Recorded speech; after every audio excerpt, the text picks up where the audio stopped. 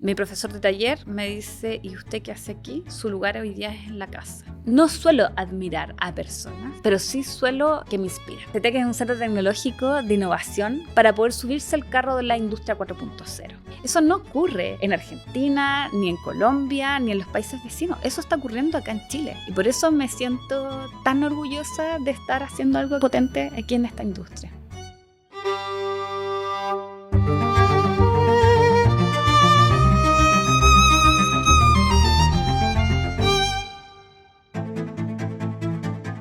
Bienvenidos a otro capítulo de Historias que Construyen. Hoy día estoy con la Caro Briones, te agradezco mucho estar acá, estoy muy contento por entrevistarte.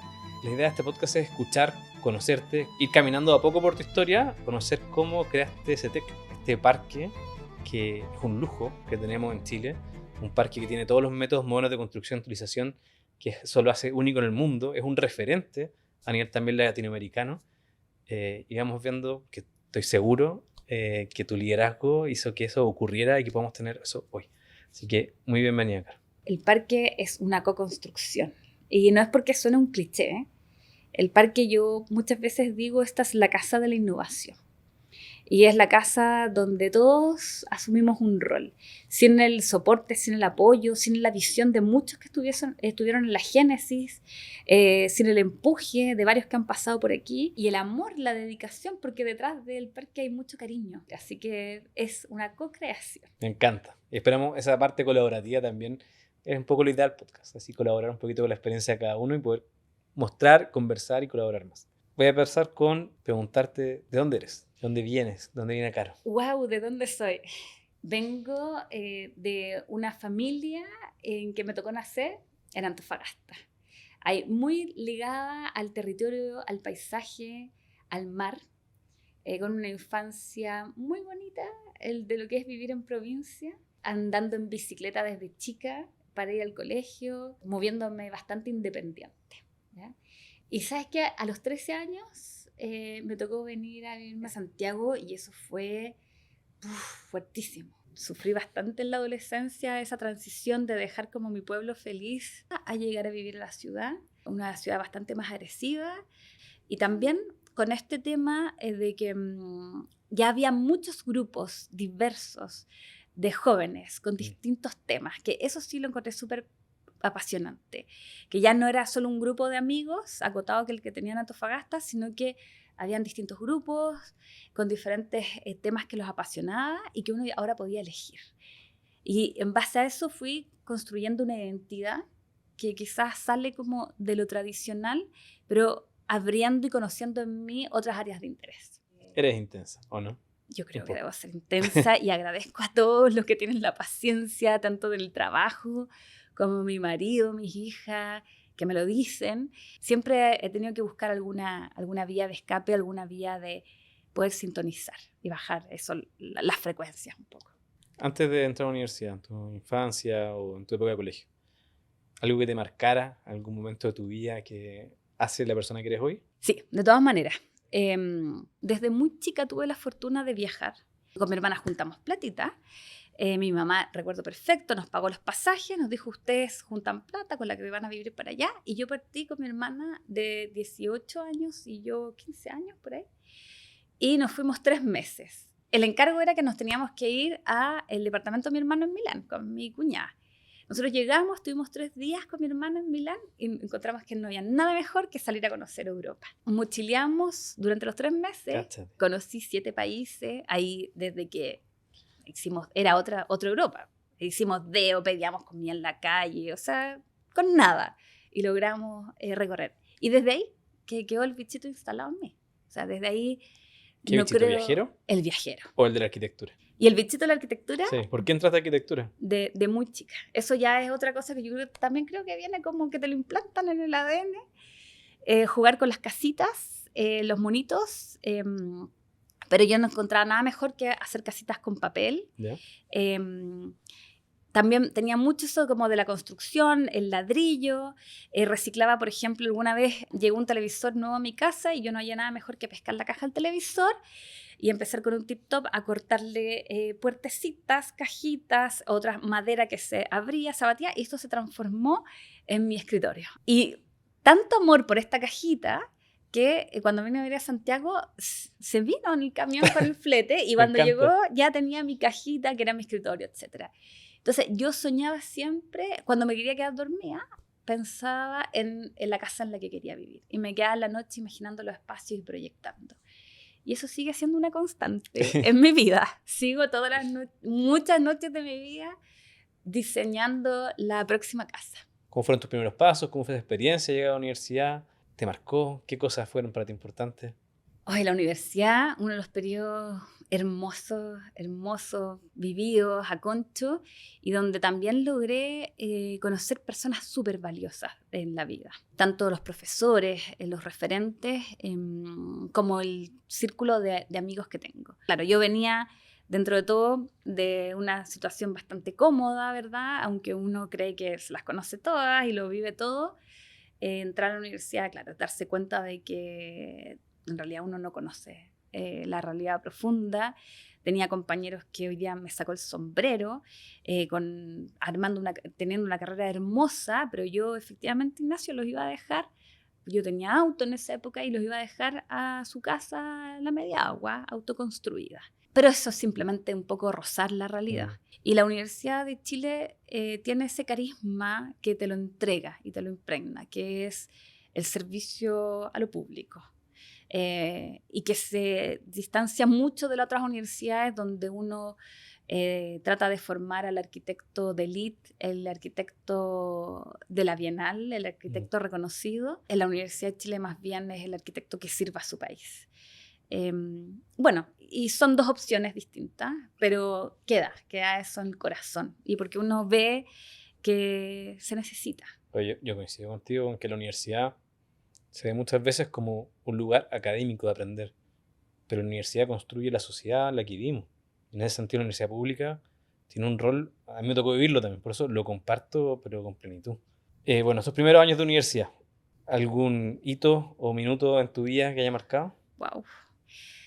Claro, no puedo dejar de contarte que yo en mi segundo año de universidad quedé embarazada de mi hermosa hija Filipa, mi hija mayor. Y claro, ahí esa es una bajada a la realidad para una chica como yo que no tenía límites y ya había que ponerse serio. Traté de dar todo lo que podía por los cursos para poder terminar rápido y hacerme ya cargo el 100% de mi hija económicamente. Así que nunca me eché ningún ramo de la carrera, pero lo que sí se ha quedado en mí es muchas veces ese sentido de lo aguerrido, de la resiliencia, de luchar por las convicciones, de sacar a mi hija adelante, mi embarazo, mi hija, y yo tratando de ser lo más independiente posible. Entiendo que en quinto año te fuiste a Francia.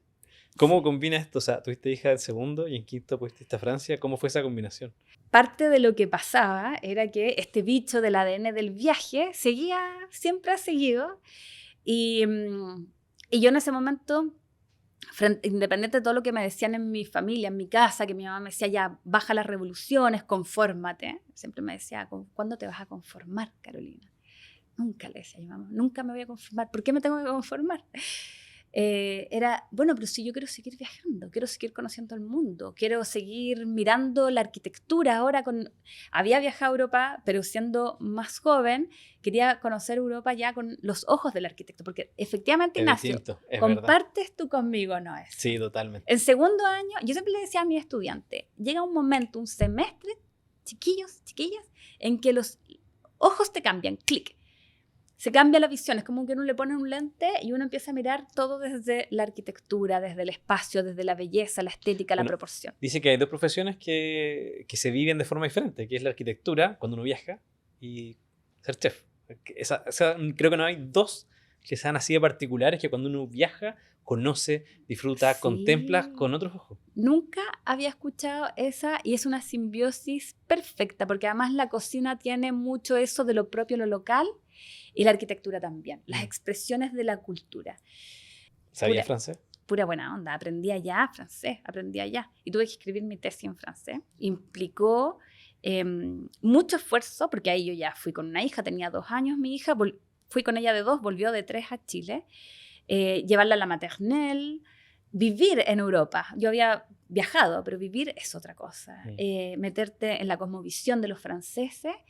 Y además, Ignacio, se me ocurrió hacer la cosa más difícil, que era escribir la tesis, el seminario de tesis. ¿Te acordás que para titularse arquitecto uno tenía que hacer una parte teórica? Sí, la primera parte, Sí. y después el proyecto. Ya, y yo tomé la decisión, a esta altura yo creo que fue una errada decisión, de hacer una tesis sobre el patrimonio en el país del patrimonio.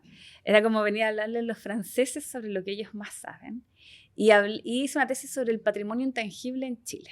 Y tenía que escribirla en francés. Se me hizo una cosa cuesta arriba. Igual la aprobé con un 4. Ya, pero pasaste. Sí, pero yo creo que ahí Lo sufriste. fue un poco como que les dio pena a esta chilena. La aprobé. Bueno, y eso me sirvió a mí para descartar definitivamente que el patrimonio no iba a ser en lo que yo iba a seguir trabajando y que mi interés estaba en lo opuesto o complementario. Que ¿Cuál era lo he puesto? la tecnología. La tecnología. En vez de mirar el pasado, ahí fue cuando decidí mirar el futuro. Perfecto. Me pasó algo parecido con el urbanismo. Admito que el urbanismo me encantaba, pero cada uno tiene dedos para el piano para distintas cosas. Claro. Bueno, después cuando egresaste, es muy distinto estudiar arquitectura que trabajar de arquitecto. En Chile, por lo menos la construcción, ingeniería, arquitectura, creo que estamos por ahí 20-30%, como para hacer equidades. Entraste a un mundo, y esto es ahora, antes, un mundo de la construcción, donde la presencia femenina era las menos. ¿Para ti significó, tuvo algún impacto en tu vida el entrar como mujer a este mundo de construcción, de arquitectura, inmobiliario? Me gustaría decir que no hubiese notado ninguna diferencia, pero sí. La noté desde el momento en que quedé embarazada en la universidad. ¿Sí?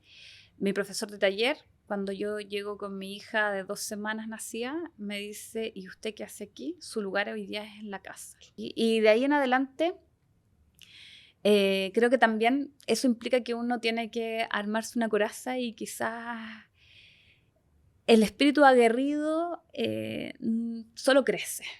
Quizás eso no es tan saludable porque hay personas que arman su carrera sin tener una lucha detrás. En mi caso no.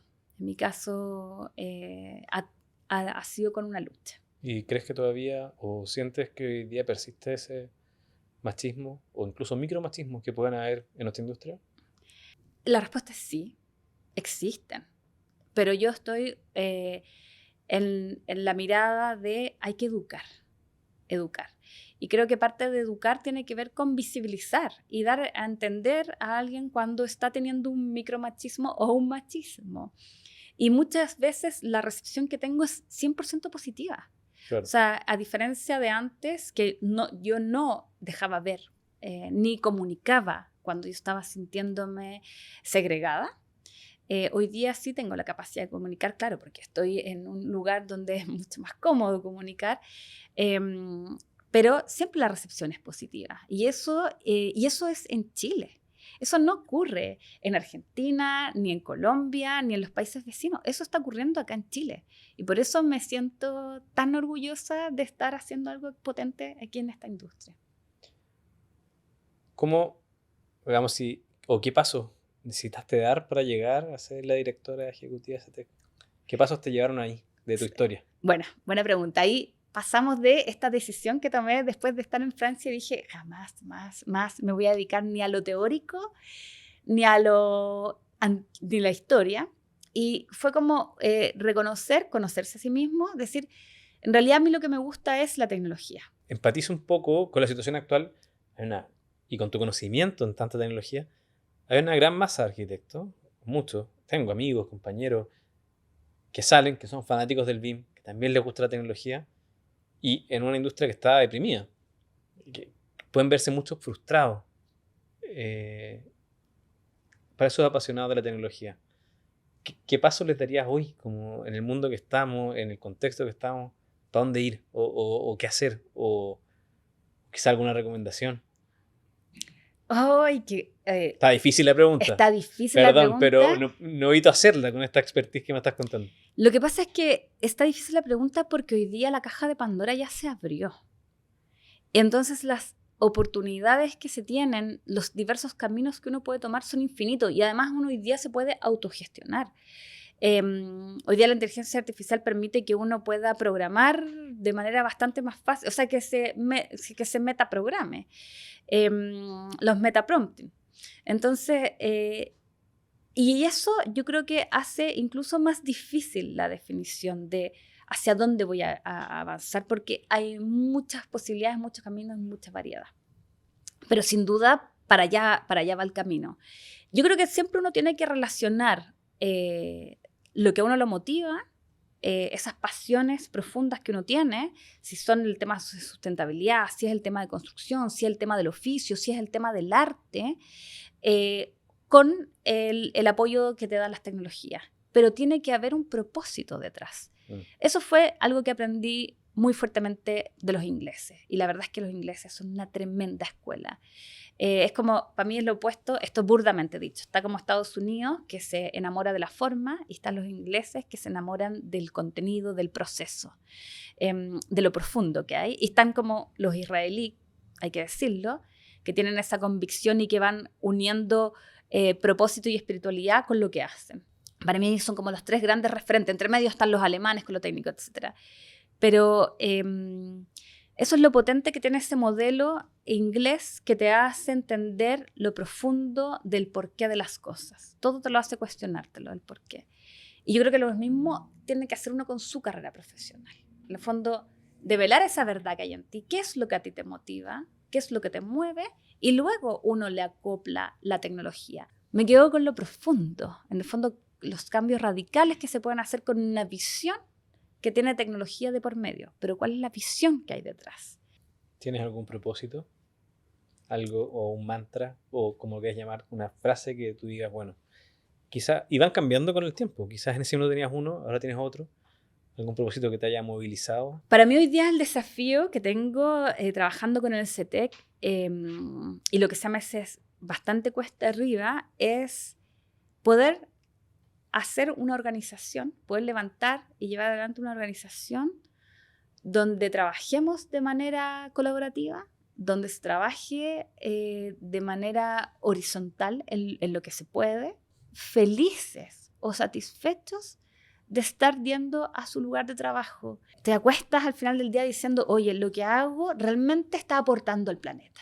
Y CETEC es parte de ese engranaje. Yo, con tal de que mi equipo sienta que está haciendo eso y que lo que hacemos moviliza a la industria o le aporta al planeta, yo con eso, ese es mi mantra. Bueno, celebramos 10 años del Construye 2025. Y por eso quiero preguntarte a ti, ¿qué ha significado para ti, para CETEC, estos 10 años de Construye 2025? Bueno, yo partí el 2016 sumándome al equipo que arma Carolina Soto desde Plan B. Y en ese momento el Construye 2025 fue una bandera clarísima que nos puso norte hacia donde teníamos que trabajar, nos definió un norte, definió una gobernanza, apoyo, porque además es una iniciativa pública, pero con apoyo privado también de la academia. Entonces generó todo un marco en el cual podíamos ir movilizando todas estas acciones para que la industria de la construcción se pusiese al día, innovase. Y entiende tú, Ignacio, que claro, yo estudié en Inglaterra estos inicios de la inteligencia artificial programación y luego pasa que llegué a Chile el año 2008, instauré BIM como obligatorio en la Diego Portales, en la Escuela de Arquitectura, por ejemplo, fue una de las precursoras, pero después no había mucho campo de acción en el cual yo pudiese trabajar con todo lo que yo había aprendido.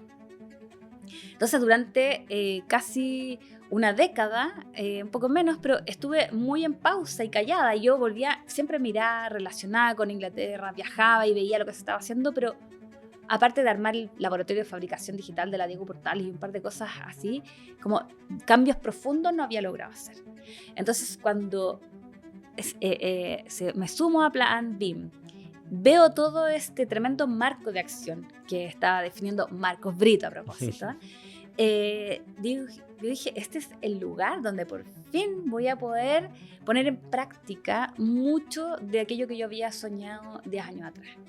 Fue la cancha para empezar a transformar La el país. tremenda cancha. Entonces, en Plan BIM adoptamos esa mirada inglesa para armar un mandato nacional desde Chile, fijada de nuevo en los procesos y sacando toda el fuego artificial, la chaya, como dicen ustedes, de lo que es lo tecnológico, el software, el modelo, y ahondando en la importancia de la información. Y ahí se nos encargó armar algo que tampoco conocíamos, no sabíamos cómo era esto. Armen un mandato nacional, desarrollen una política pública. Yo venía del lado de la academia, tenía antes mi oficina, que hacíamos remodelaciones, casas, arquitectura, entonces era jugar en una cancha absolutamente nueva. Y del Plan BIM aprendí muchísimo. Bueno, me tocó trabajar desde el sector público, contratada por Corfo un par de años, y conocer por dentro cómo se mueve la administración pública es también un poco cuando, como dicen los deportistas, cuando uno choca con el muro. O sea, todas esas cosas que uno escucha. Pero todo eso dio fruto. O sea, yo actualmente tengo cerca de mi escritorio el estándar BIM. Pasé por la oficina de uno de los gerentes, que está en mi área BIM, por supuesto la tiene, ya se la sabe. Y el gerente de una de las zonas también con el estándar ahí, con post-it estudiado, o sea... Sí. Mira, todas estas cosas dan fruto. Todas estas cosas a veces incluyen que haya ciertos haters entre medio que te van diciendo esto no funciona, es un fiasco. Pero creo que de todo hay que tener paciencia porque dan frutos años después. Ya, y ahí obligaba a bajar esta ansiedad que me caracterizó durante hasta como mis 40 años, en que yo quería que fuera todo automático, o sea, que tú das y que te devuelven. Y darnos cuenta que estos procesos de cambio son procesos más lentos, ¿ya? Y que uno tiene que invertir mucho, dar para luego recibir a posteriori, pero esa recepción viene hoy día, claro, a 10 años de Plan BIM. Hoy día la posta la toma la Cámara Chilena de Construcción, levanta una iniciativa que se llama Aceleradora BIM, con todo el orgullo que eso significa, y tú dices, wow, sí, están en buen camino. O sea, todo eso valió mucho la pena. ¿Cuándo llegaste a CETEC? ¿Cuántos eran? Llegamos en un momento bastante de inflexión del CETEC. Estaba a puertas de terminar una primera etapa donde ya se esperaba que estuviese comercializando servicios. ¿Para qué no entiendes? ¿Por qué CETEC? ¿Una etapa? ¿Etapa de qué? Bueno, sí, toda la razón. ¿Qué es el CETEC? Bueno, el CETEC es un centro tecnológico de innovación que se crea al alero del Construye 2025, que se moviliza a través de Corfo, un concurso en el que se busca crear centros que, a diferencia de los centros de investigación, estos centros debiesen estar muy vinculados con la industria, o sea, con lo que las empresas y las organizaciones necesitan para poder subirse al carro de la industria 4.0. Y se crea con la asociación de 7 universidades. Más socios internacionales en esta primera etapa, en una etapa que dura 4 años, después 5 años, la segunda etapa, y este año estamos terminando la segunda etapa. Vamos a partir de una tercera etapa que dura 3 años, ¿ya? Esto recibe un subsidio inicial de Corfo, que es un chocolate grande al inicio, pero este chocolate ya cortando. No quedan ni migas, así que ya estamos, este es el último año que recibimos una pequeña cuota, y dentro de el mandato del CETEC es que pueda ser autosustentable. ¿Y cuando tú llegaste, el parque ya existía? ¿Ya estaba el terreno? ¿Había algunos pilotos en él? Cuando yo llegué, existía un comodato.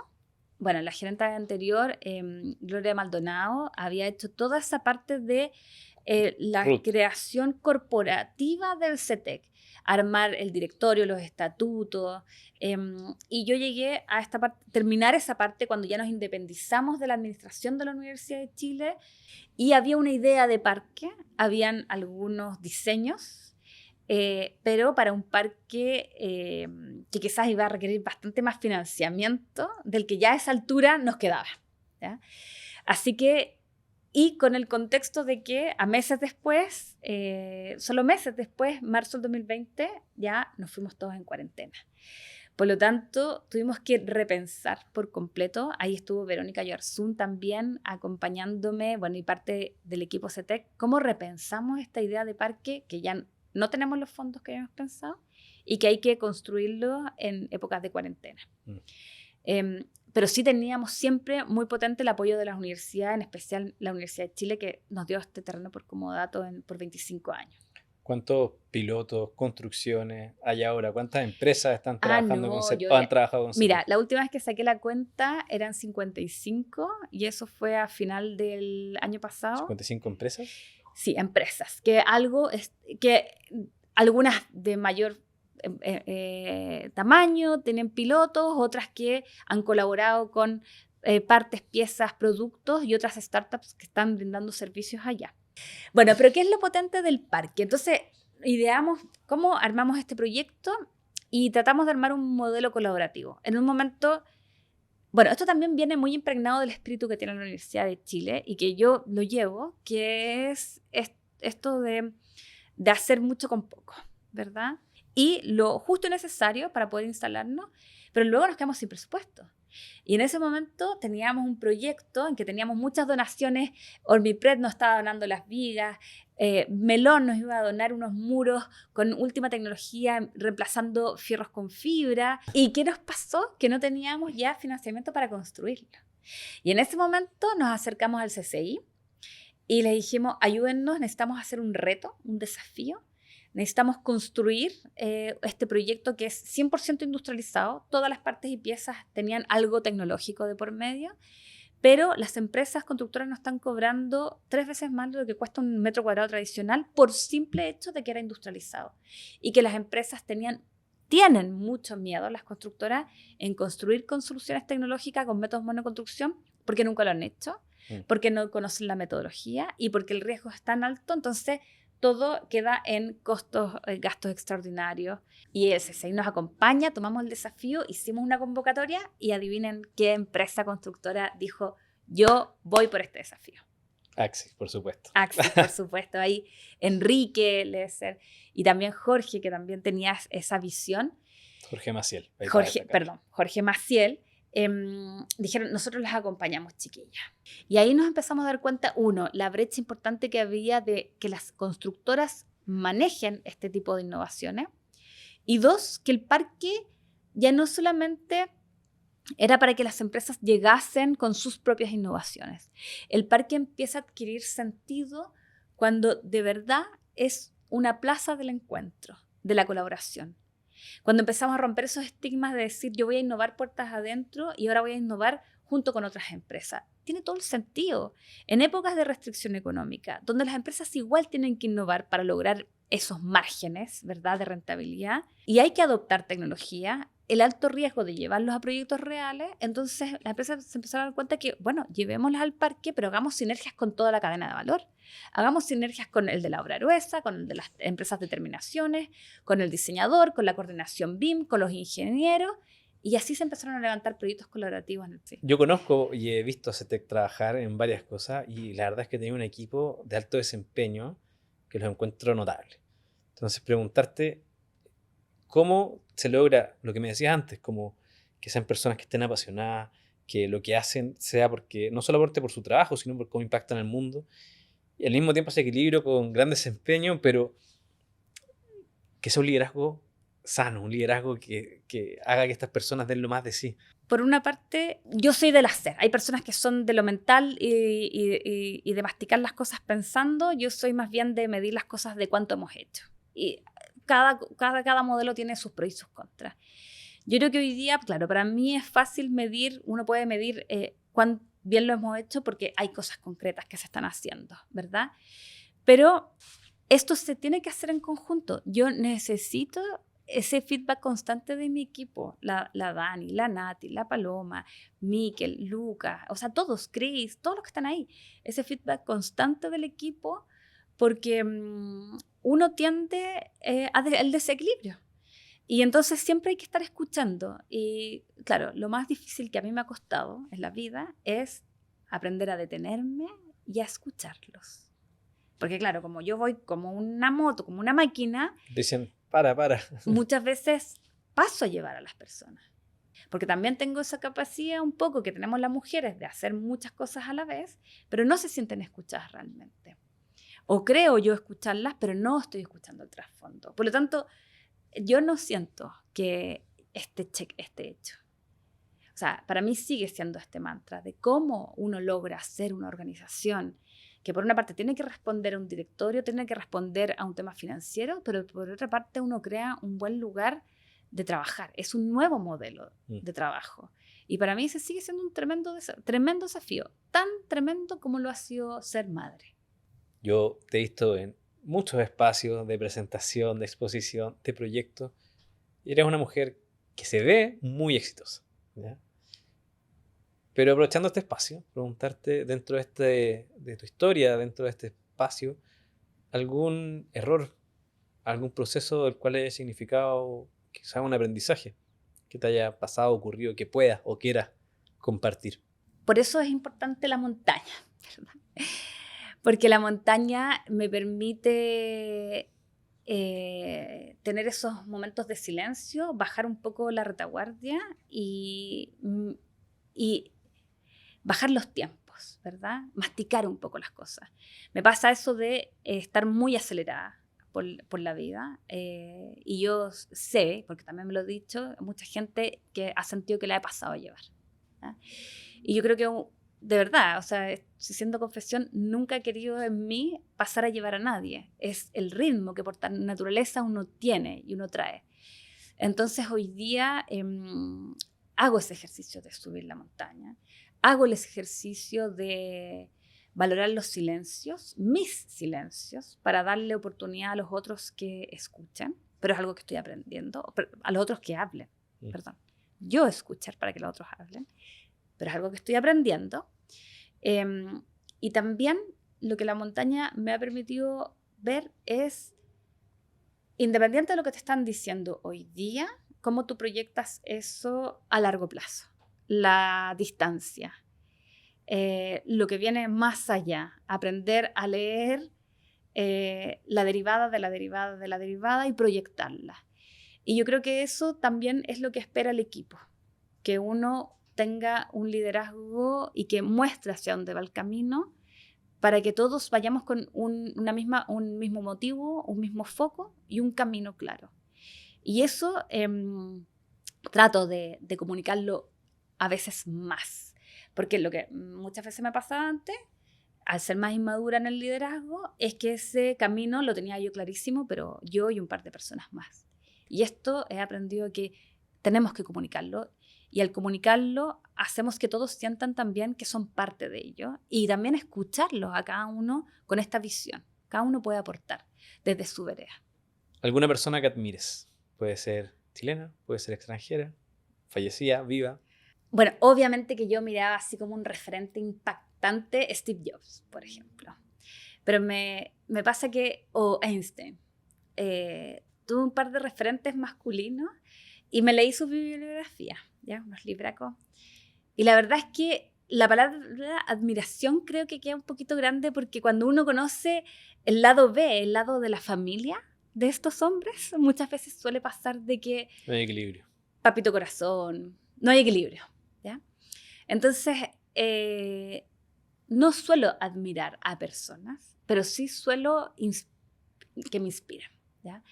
Y tengo, bueno, en Inglaterra conocí mi primera mujer que creó un algoritmo, ¿verdad? ¿La conociste personalmente? No, pero Ada. Muchos proyectos se llamaban Ada, pero notable en el fondo cómo ella define las variables de un algoritmo, y en base a ellas se empieza a desarrollar esta idea de las restricciones, ¿verdad? Y hoy día me pasa que me inspiran muchas personas comunes, o sea, desde mi profesora, mi líder en el tema del trail, que yo la veo que hace deporte, que cría un hijo, que se levanta todos los días para trabajar y que corre 100 kilómetros de subida de un cerro y bajada, hasta la madre que es profesional al mismo tiempo, pero suele inspirarme mucho también por las mujeres. ¿Algún libro que recomiendes? Oye, ¿sabes qué? Cuando estaba en Plan BIM, vino Patricio Gaona de la Universidad Católica, un seco en el tema de Lean Construction, y ¿sabes qué? Nos recomendó un libro a todo el equipo de Plan BIM. Nos dijo, ustedes tienen que leer La Meta, de Goldratt, un israelí. Y me hay que creer que yo no hallé nada mejor que comprarme el libro y me fui a mis vacaciones ahí en el Caribe y me leí La Meta, el libro que habla sobre toda la teoría. Es un físico, entiendo, un ingeniero en física, que escribe sobre toda la teoría de los cuellos de botella, también del diseño en base a restricciones, de cómo optimizar los procesos. Bueno, ya habla de toda la creación de la teoría Lean desde los japoneses, pero lo mete en una historia que es una novela y que hay un protagonista y que tiene su familia y cómo este protagonista que tiene que triplicar la producción de una industria, además toma los conceptos de Lean y los inserta en su vida diaria, etc. Así que yo, que no vengo del mundo de la ingeniería, que soy arquitecta, me leí ese libro y me hizo todo el sentido. O sea, desde ese momento que estábamos todavía con el tema de BIM, logré entender lo que era la integración temprana, lo que hoy día hablamos del DFMA, el Design for Manufacturing and Assembly, de toda esta mirada holística para optimizar cualquier tipo de proceso. Y me encantó. Así que si alguien recién se está metiendo en el mundo de la integración temprana, la optimización en fábrica, pero también para la construcción, La Meta es el libro que les recomiendo. Excelente. ¿Alguna recomendación que recuerdes o frase? ¿Alguna recomendación que te hayan dado que te haya marcado? ¿Buena o mala? Mira, yo no sé si esta frase es parte de una canción o primero fue una frase, pero me encanta esa que dice "What doesn't kill you makes you stronger", que quiere decir lo que no te mata te hace fuerte. Y la verdad es que la aplico en el día a día. Cuando a todos nos pasa, que uno va por el camino y dice voy súper bien por el camino y viene algo y ahí se interpone esa piedra y yo digo, bueno, lo que no te mata te hace fuerte. Así que sigamos adelante, resiliencia siempre lo que viene para mejor. Tú, bueno, vienes de la tecnología, sé que está mostrando el top de la tecnología en Chile, pero ¿qué miras tú? ¿Miras algún referente en el mundo? ¿Algún otro centro tecnológico o empresa constructora o inmobiliaria o arquitecto? ¿Quién encuentras que es un referente que dices, chuta, este gallo tengo que estudiar o esta empresa porque para allá va? Mira, trato de mantenerme siempre bien informada, pero a través de diferentes canales. Hoy día ocupo harto el podcast en inglés y en español. Y también les debo confesar que esto es algo que aprendí de la arquitectura. Muchas veces los referentes vienen de las otras disciplinas. Del arte. El arte siempre ha sido anticipador en la arquitectura. Y hoy día el arte y la ciencia. Entonces, en el fondo, cosas que estamos llevando en la neurociencia o en la biología, después uno entiende, si vas al meollo de la lógica de lo que está pasando ahí, uno ya luego lo puede extrapolar a lo que va a impactar en la construcción, que siempre nosotros vamos un poquito más tarde, aletargados en ello. Super. Claro, muchas gracias por haber venido hoy y haber compartido tu historia, tus recomendaciones, cómo llegaste a este parque y cómo es lo que es hoy. A todos muchas gracias por escuchar el podcast. Invito a todos los que quieran poner abajo en los comentarios las preguntas que quizá le habrían hecho a Caro para conocerlo. Y si tenemos un tiempo, después podemos repasar cuáles se repitieron más y a ver si le quitamos unos minutos a la Caro para poder contestarle. Gracias a ti, Ignacio. Oye, y en algún momento esto tiene que cambiar de roles. Yo lo entrevisto a Ignacio, porque Ignacio ha sido pieza clave también en la construcción del Construye 2025 y hoy día en su rol como líder de innovación, ¿verdad? En una de las constructoras referentes de innovación para Chile. Así que mi corazón está puesto en el Construye, en Axis y en ti, Ignacio, por esta plataforma que Muchas gracias por tus palabras y por venir.